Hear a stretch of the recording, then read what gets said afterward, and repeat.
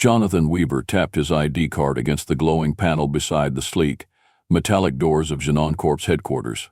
As the doors whooshed open, a burst of cool, recycled air greeted him, carrying the faint, mingled sense of a dozen worlds. He stepped into the bustling lobby, his heart thumping with the cocktail of excitement and nerves.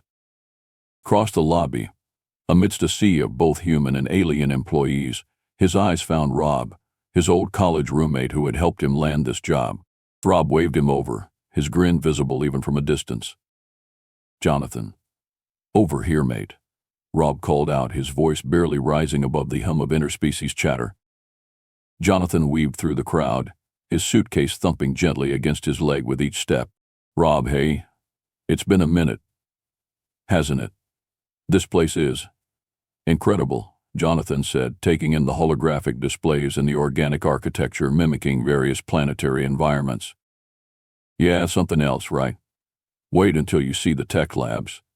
Rob clapped him on the back, leading him toward the employee check-in desk. "Got your first assignment yet?" "Not yet, just got the generic welcome aboard message. They said my team lead will fill me in," Jonathan replied, his gaze darting around the impressive lobby. "That'd be Zara Thalrix. You're in for a treat. She's brilliant, but she doesn't go easy on the newbies," Rob warned with a chuckle. "Come on, I'll introduce you to some of the crew before you meet her." They stopped by a group of employees who were animatedly discussing the latest propulsion tech. Rob introduced Jonathan to each of them: Mia, a human engineer; T-Kel, an Arcturian data analyst; and Dax, a human in marketing. They all greeted him with a mix of nods and friendly smiles. "So Jonathan, fresh from Earth, huh? How are you finding your first day in the cosmic jungle?" Mia asked, her eyes twinkling with curiosity. "It's overwhelming but exciting. I've always wanted to work in a place that literally changes worlds," Jonathan replied, trying to sound more confident than he felt. Dax laughed, clapping him lightly on the shoulder. "You'll fit right in. Everyone here's got that change the universe bug. What's your specialty?" "Sinner relations. I hope to bridge gaps between humans and other species. Figure out how we can collaborate better," Jonathan explained, his enthusiasm growing as he spoke about his passion. "Sinner relations? Huh? Zara's the best mentor you could ask for in that field. She's tough, but if you can keep up, you'll learn a ton," T-Kel added, his voice a smooth rumble. Before Jonathan could ask more about Zara, his handheld device buzzed with an alert. "Meeting with team lead Zara Thalrix, 10 minutes, room 309. "That's my cue, I guess. "Wish me luck, guys," Jonathan said, a nervous laugh escaping him as he adjusted his badge. "Good luck, Jonathan." "You'll do great," Mia called out as he departed. Jonathan made his way through the corridors of Genoncorp, each turn taking him deeper into the heart of the corporation. As he approached room 309, his mind raced with all he'd learned so far. Taking a deep breath, he pressed the button beside the door.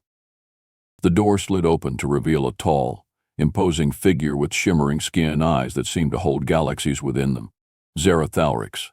She looked up from her holographic screen, her gaze piercing and unreadable. "Jonathan Weaver." Her voice was smooth and commanding. "Yes, ma, I am. It's an honor to meet you," Jonathan said, stepping inside. "The honor will be earned, Mr. Weaver. Welcome to my team. Let's get straight to work, shall we?" Zara motioned to a seat opposite hers, her expression serious yet intriguing.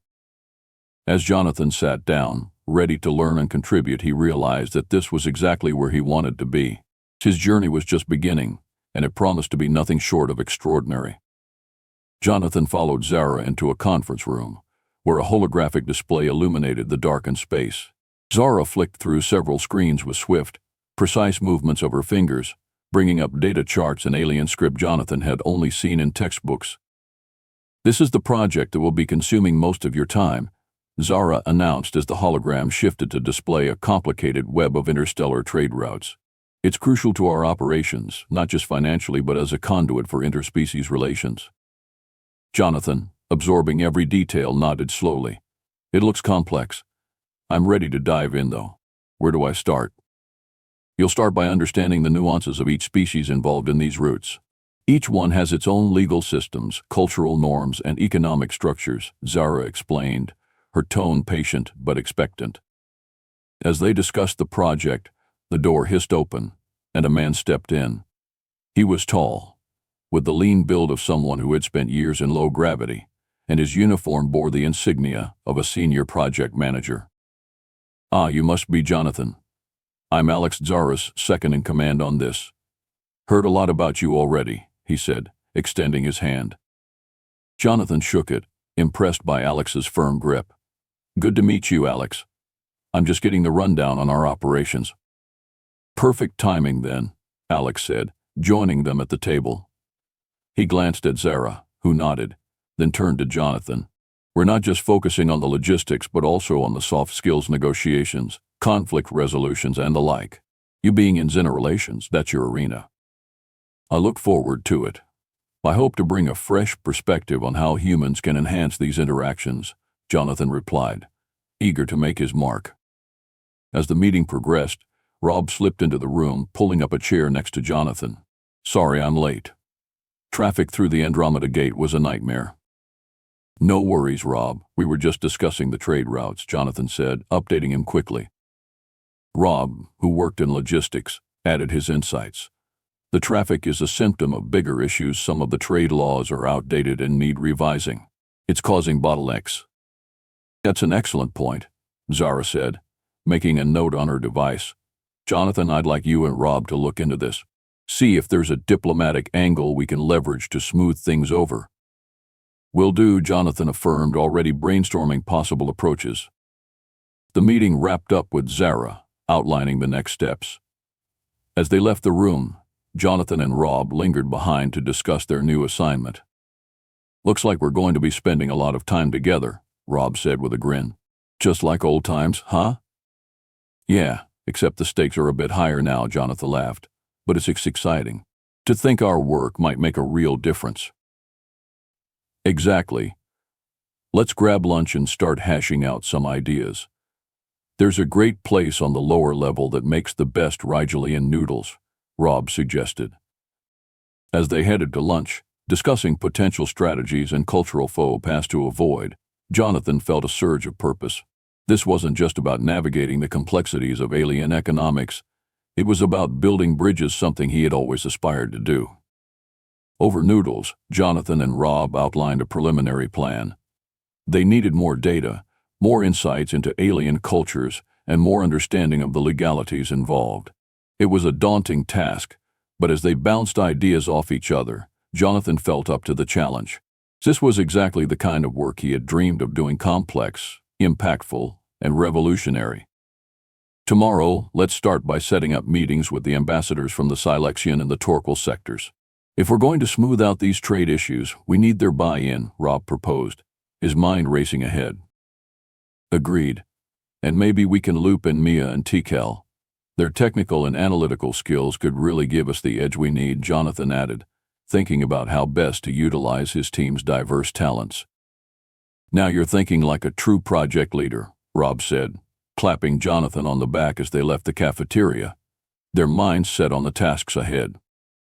The next morning, Jonathan arrived early at the office, his mind buzzing with ideas from yesterday's lunch discussion with Rob. He logged into his terminal to prepare for the upcoming meetings when he noticed Zara already at her desk, an unusual occurrence given his significantly jam-packed schedule. "Morning, Zara. You're in early," Jonathan greeted, surprised. Zara looked up, her usual stoic expression softened slightly. "Jonathan, good morning."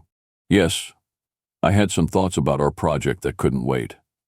Have you seen Alex yet?" "Not yet, but I'm meeting him shortly. We're planning to approach the Silexian and Torquil ambassadors today," Jonathan replied, pulling up his agenda. At that moment, Alex walked in, a stack of digital tablets under his arm. "Morning, everyone. Ready for a busy day?" His energetic tone filled the small office. "Definitely," Jonathan responded, his enthusiasm matching Alex's. "I've outlined a strategy proposal for our first meetings. Thought we could review it together." "Lead the way," Alex said, settling into a seat next to Jonathan's desk. As they dove into the details, Zara joined them, her curiosity piqued. "What's this about a strategy proposal?" Jonathan explained, "We're thinking about leveraging cultural incentives for the Silexians and legal precedents for the Torquils. It might ease the tension in trade negotiations. Zara nodded thoughtfully. I like that. It's a direct approach but respectful of their distinct frameworks. How do you plan to present this? Rob, who had just entered the office, chimed in. We were discussing creating a presentation that highlights mutual benefits. Show them what's in it for both sides. Good. Keep me updated, Zara said, her tone approving. With Zara's endorsement, Jonathan and Alex spent the morning refining their proposal. They simulated various scenarios, predicting questions and objections, ensuring they were well prepared. Later, at the cafeteria, Jonathan and Alex met up with Dax and Tikel, who were keen to hear about the project's progress. So, how's the diplomatic dance going? Dax joked as he slid his tray next to Jonathan's. More like a diplomatic marathon, Alex laughed. But we're getting there. Jonathan's been a huge help with framing the negotiations. Tikel, always the analytical one, asked, have you considered the non-verbal cues? Selections are highly responsive to body language, more so than verbal communication. That's a great point, Tikel. We'll need to practice our delivery to be as non-threatening as possible, Jonathan noted, grateful for the insight. The group discussed further, sharing cultural tips and personal experiences with various alien species. Jonathan felt increasingly confident as they pooled their knowledge. As lunch ended, Jonathan and Alex returned to their desks to finalize their materials. The atmosphere in the office was buzzing not just with the hum of machines and soft chatter, but with a palpable sense of change and possibility. All right, let's run through this one last time, Alex suggested as they prepared for the video call with the ambassadors. As the screen flickered to life, showing the distinguished faces of their alien counterparts, Jonathan took a deep breath. He introduced their proposal with clear, concise language, mindful of the Selection's preference for brevity and the Torquil's attention to legal details. The ambassadors were initially reserved, their expressions unreadable, but as Jonathan and Alex expertly navigated the discussion, highlighting collaborative benefits and respecting cultural nuances, they began to nod, signaling their interest and approval. After the call, Alex clapped Jonathan on the back. Well done. I think they're genuinely considering our suggestions. Thanks, Alex. It's a team effort, Jonathan said, feeling a rush of pride.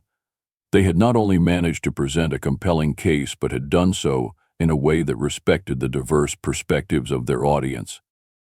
As the day wound down, Jonathan reflected on the changes in the air, not just in the project's momentum, but in his own growth. He was no longer just a newcomer. He was a contributing member of a dynamic team, making real strides in the vast universe of interstellar relations. The clock on the wall of Corp's main project room showed just past 9 p.m. as Jonathan and Alex sorted through the latest data streams from their interstellar trade routes. The office was mostly empty, the usual hustle replaced by the occasional hum of the night shift security drones patrolling the halls. Looks like the Torquils are finally easing up on those import tariffs, Alex said, highlighting a section of the digital document they were analyzing.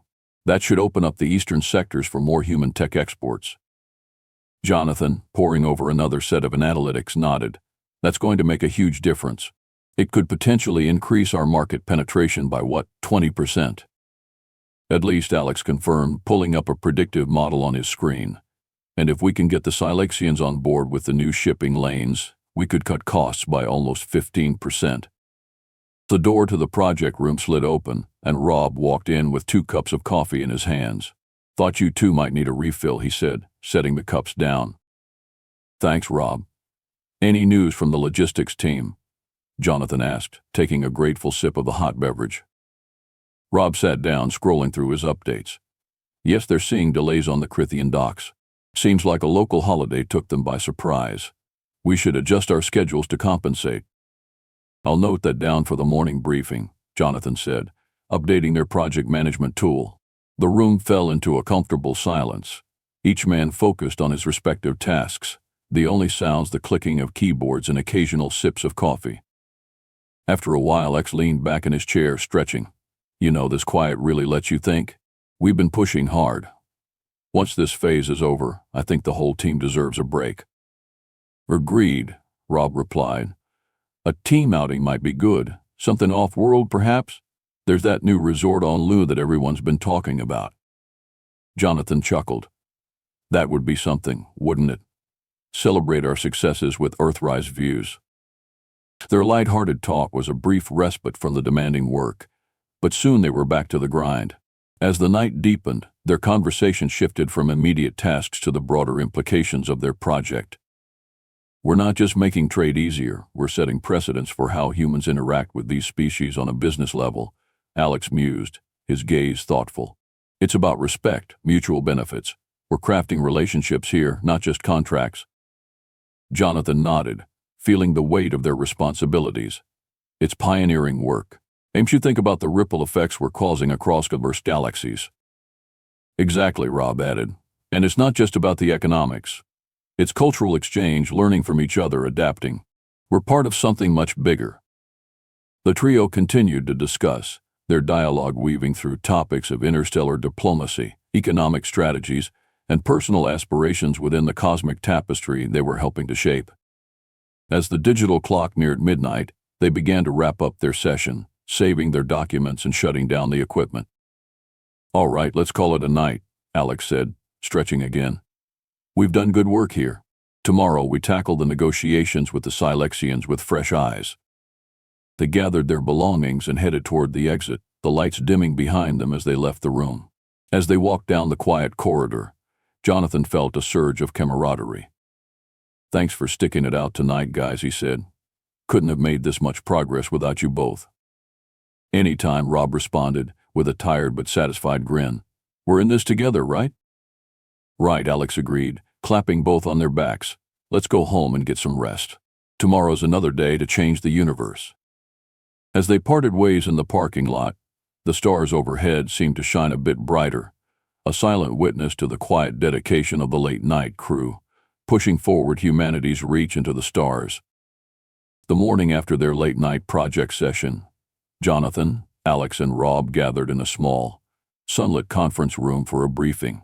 The walls were lined with transparent displays, showing real-time data feeds and news from across the galaxy. The team appeared more relaxed, the successful late-night work having boosted their confidence.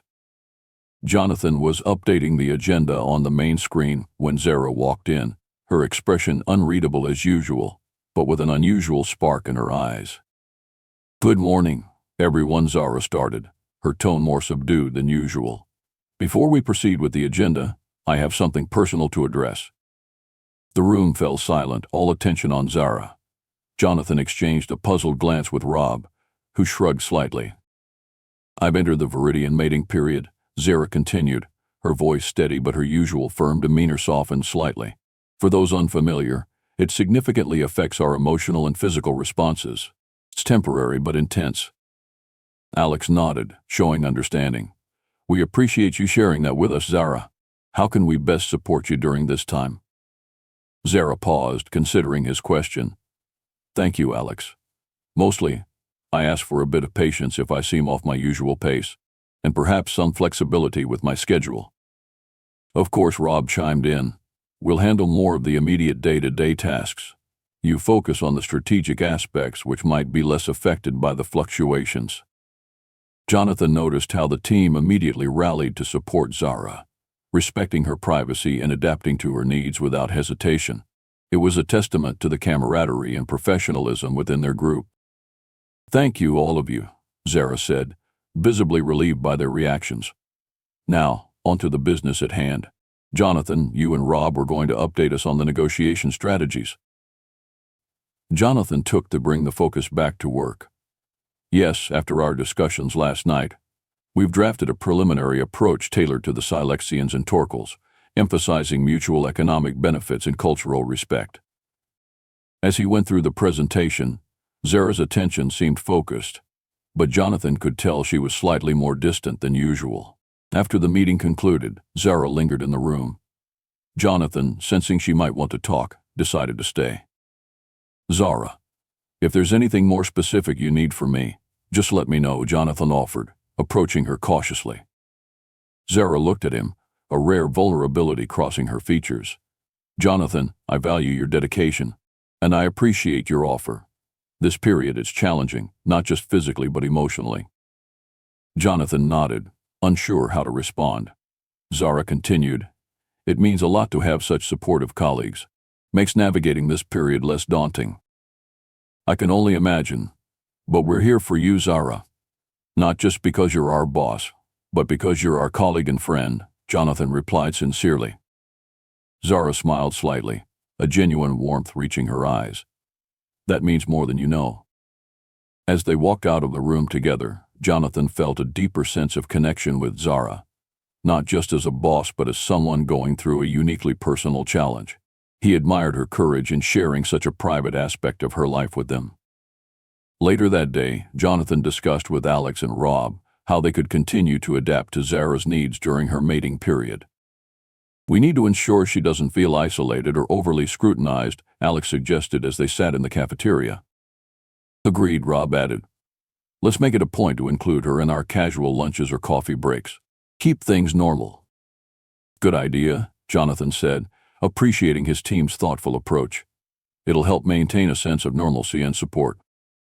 As they finalized their plans to support Zara, Jonathan felt proud of how they were handling the situation. It wasn't just about managing a project, it was about managing relationships, respecting boundaries, and supporting each other through personal challenges.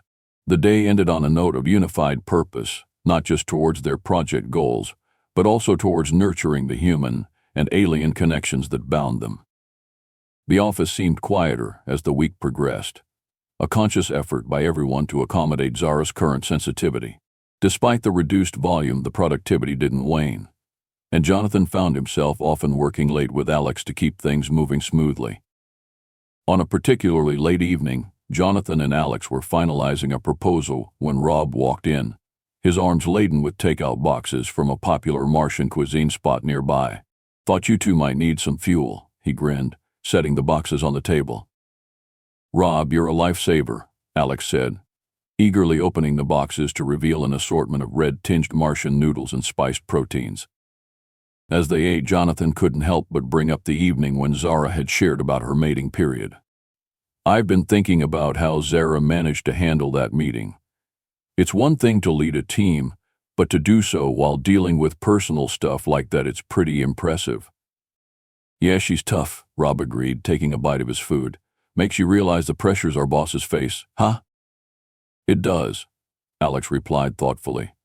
"Makes me respect her even more. She's not just managing the project but also herself under those conditions." Their conversation was interrupted by Zara herself walking into the break room. Her usual composed self seemed a bit more relaxed, perhaps due to the informal setting. "I smelled Martian cuisine," she joked, a small smile playing on her lips. "Join us, Zara," Rob's treat, Jonathan invited, sliding a box towards her. "Thank you," she accepted gracefully, joining them at the table. The atmosphere lightened considerably as they shared a meal. The boundaries between boss and subordinates blurred momentarily. After the meal, as Rob and Alex left to catch the last transport of the night, Jonathan lingered, finishing up some notes. Zara was still there, seemingly hesitant to leave. "Jonathan, may I speak with you for a moment?" she asked, her tone more serious. "Of course," Jonathan responded, turning to face her fully. "I wanted to thank you and Rob and Alex for the support these past few weeks. It's not often that one finds such understanding colleagues," Zara said, her expression earnest. "It's nothing, Zara. We're a team after all," Jonathan replied, smiling. Zara moved a step closer, her gaze intense. "It's more than that, Jonathan. These weeks have shown me a different side of human kindness and camaraderie. It's not something I'm used to." Jonathan felt a warmth spread through him, touched by her words. "I'm glad we could be there for you." Their eyes locked, and a moment of silence stretched between them, filled with unspoken words and burgeoning feelings. Finally, Zara stepped forward, closing the distance, and kissed Jonathan softly.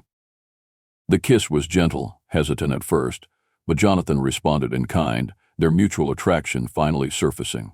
When they finally parted, both were slightly breathless, their earlier professional boundaries blurred into something more personal. "Zara," Jonathan began, unsure of what to say. "I know," she whispered, her hand reaching up to touch his cheek briefly. "This isn't typical protocol, Jonathan. but I felt it was right. It feels right to me, too, Jonathan admitted, his voice low. They agreed to talk more about what this meant for them, knowing well the complications that might arise from a relationship between a human and a Viridian.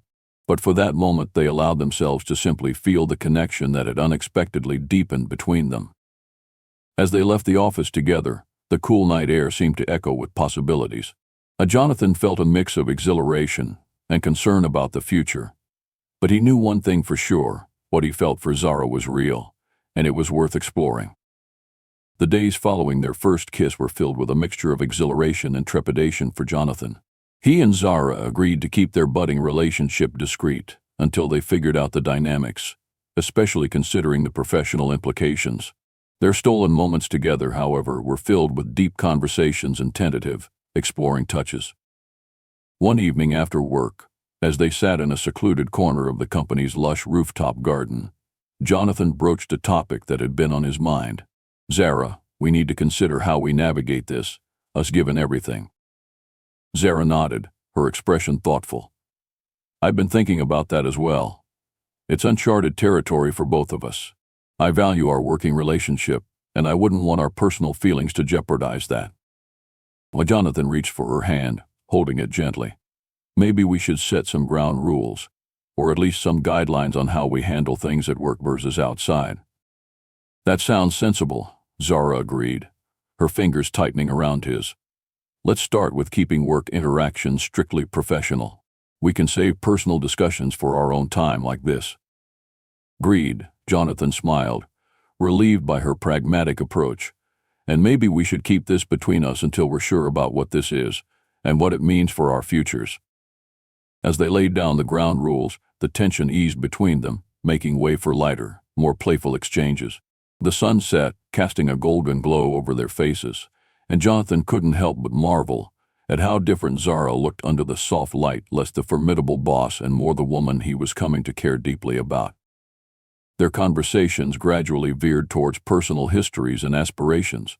Zara shared stories of her home planet, Veridus, its vast landscapes and rich traditions, which fascinated Jonathan. "You know, I've always wanted to visit the great libraries of Veridus," Jonathan mentioned, genuinely interested in her culture. "I read that they're not just libraries but places of great learning and ceremony."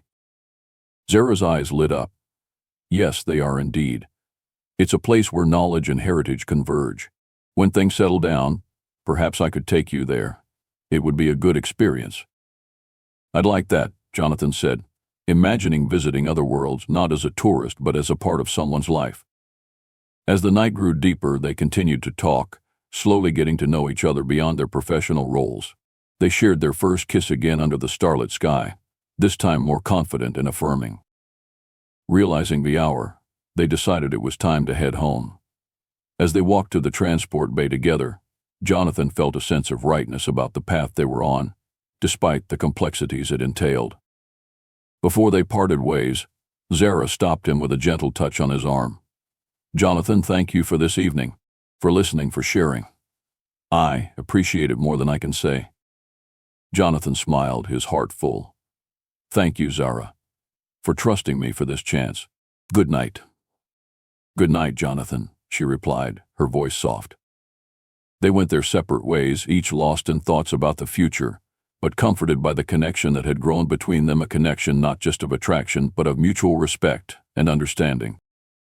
As Jonathan lay in bed later that night, he couldn't help but feel that, despite the challenges ahead, they were building something unique and real, something that transcended the boundaries of planets and species, rooted in the universal language of affection and respect. A few weeks had passed since Jonathan and Zara had begun their quiet relationship.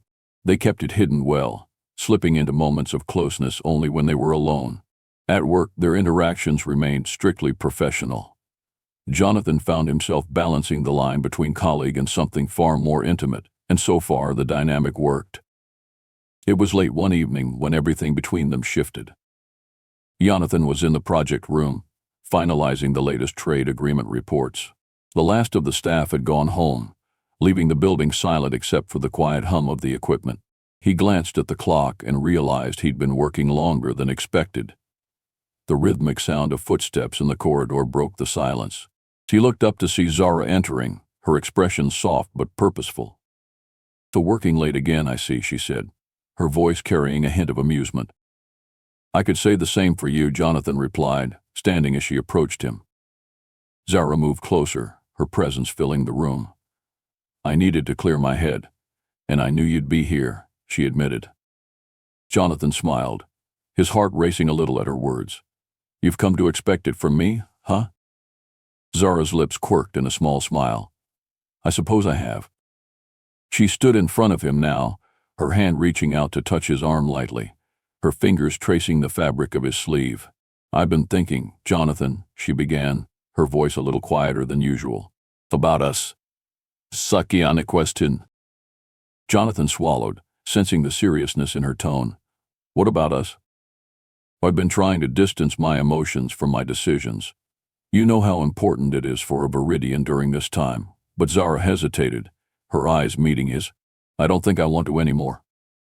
Her admission hung in the air between them, and Jonathan felt a rush of emotion.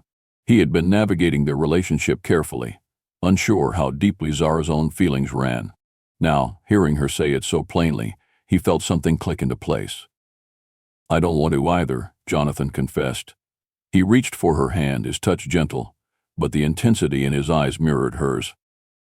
The tension between them shifted as Zara stepped closer, her breath soft against his skin. In the quiet of the dimly lit room, the distance between them dissolved completely. Jonathan felt the warmth of her body against his as she leaned in, her lips brushing against his in a tender, deliberate kiss. The kiss deepened, a long-held restraint between them finally released. Jonathan felt her hands on his chest, pulling him closer, as his own hands moved to the small of her back. Their movements were slow, unhurried, as if they had all the time in the universe. Zara's breath hitched as she pulled away slightly, her forehead resting against his. This isn't just my biology, Jonathan. It's more than that," she whispered. Jonathan nodded, his hands cupping her face gently. "I know. I feel it too." They stood there, wrapped in each other's arms, the unspoken feelings between them finally laid bare. Zara kissed him again, more urgently this time, her body pressing into his as the intensity grew. Jonathan responded in kind, his own desire mixing with a sense of connection that ran deeper than anything he had experienced before. Without a word, they moved to the small couch in the corner of the room, their touches becoming more insistent, though still filled with tenderness. They kissed slowly, exploring each other's bodies with reverence, savoring every moment of their connection. Zara's hands moved over Jonathan's shoulders, her fingers threading through his hair as he kissed her neck softly, sending shivers through her body. She let out a soft sigh, her grip tightening slightly on him. Jonathan pulled her closer, his hands tracing the lines of her back and sides, feeling the warmth of her skin through the thin fabric of her clothing. They continued like this, their kisses deepening, their bodies pressed close together, trembling with the intensity of the moment. It was a union of emotion and physicality, unspoken promises exchanged with each touch. Neither rushed, neither demanded. It was a gentle unfolding of what had been building between them for so long. Eventually, Zara lay beside Jonathan, her head resting against his chest, their breathing slowly returning to normal. They didn't speak, but words weren't necessary in that moment.